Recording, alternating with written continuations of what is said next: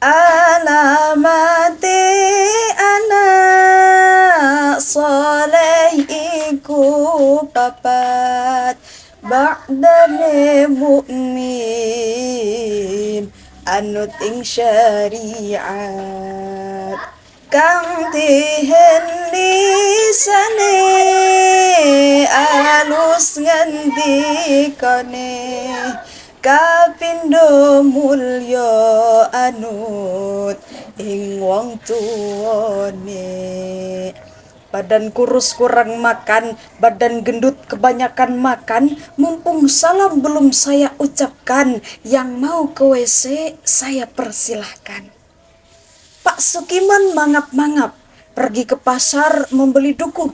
Atta Halilintar kontennya siap, kalau saya mah Assalamualaikum warahmatullahi wabarakatuh.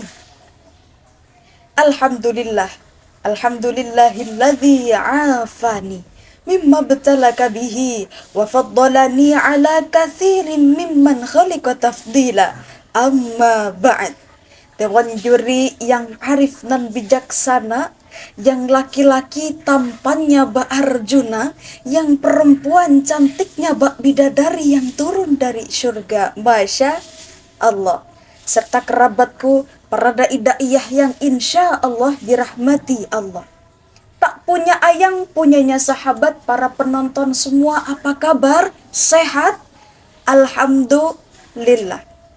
Hadirin, pemuda merupakan aset masa depan suatu bangsa. Jikalau sekarang pemudanya lemah, pemudanya leha-leha, lalu bagaimanakah nasib suatu bangsa jika kelak orang tua telah tiada? Bukan basa-basi tanpa bukti. Contoh pemuda zaman sekarang, banyak pemuda yang lulus sekolah terus menganggur, betul? Hidupnya pun tidak teratur, rambutnya pun tak pernah mau dicukur. Kalau makan, maunya hanya daging semur, cita-citanya ingin jadi gubernur. Yang ada malah bukan jadi gubernur, tapi malah jadi penganggur. Karena apa, hadirin?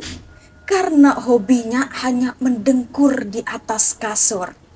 Oleh sebab itu, hadirin, perkenankan saya menyampaikan sebuah tausiah yang berjudul Membangun Pesona Akhlak Milenial Muslim untuk Menuju Indonesia Emas di Era Media Sosial. Dengan terujukan firman Allah dalam surah An-Nisa ayat 9. Bismillahirrahmanirrahim.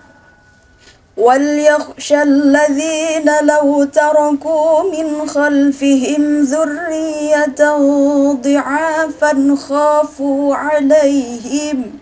Al-Ayah. Dan hendaklah takut kepada Allah orang-orang yang sekiranya mereka meninggalkan keturunan mereka yang lemah di belakang mereka, dan mereka khawatir terhadap kesejahteraannya. Sadaqallahul azim. Hadirin ma'asyiral muslimin rahimakumullah. Profesor Dr. Wahbah Az-Zuhaili dalam kitab Tafsirul Munir jilid 2 halaman 600 menjelaskan bahwa ayat tersebut diawali dengan lafaz wal yakhsha yang menunjukkan perintah untuk umat Islam agar tidak meninggalkan generasi penerus yang lemah dan terlantar. Saudaraku, bro and sis, coba kita perhatikan remaja zaman sekarang. Kalau disuruh melakukan hal-hal kebaikan, kadang malasnya minta ampun.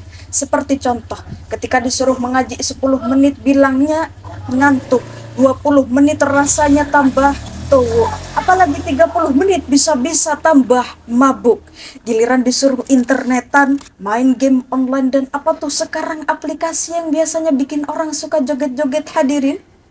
Nah, TikTok kan, giliran TikTok kan 10 menit rasanya kurang, 20 menit ketagihan, apalagi 30 menit semakin kecanduan. Akhirnya apa?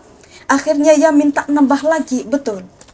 Hadirin, oleh sebab itu, padahal Nabi kita Nabi Muhammad Sallallahu Alaihi Wasallam pernah bersabda yang diriwayatkan oleh Imam Ahmad, Innallaha Azza wa Jal la ya'jabu minasyab laisat lahu sopwah. Sesungguhnya Allah kagum terhadap pemuda yang tidak memiliki sifat sopwah. Lalu apakah sifat sopwah itu, hadirin? Imam Al-Munawi dalam kitabnya Faidul Qadir syarahan dari kitab Jami'us Shaghir menjelaskan bahwa kata lahu sopwah memiliki makna pemuda yang enggan terjerumus dalam kesesatan dan menyimpang dari kebenaran.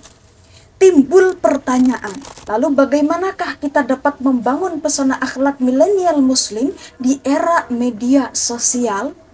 Jawabannya saya singkat dalam kata ambyar, yakni menjadi pemuda yang amanah, mau berjuang, adil, dan respek.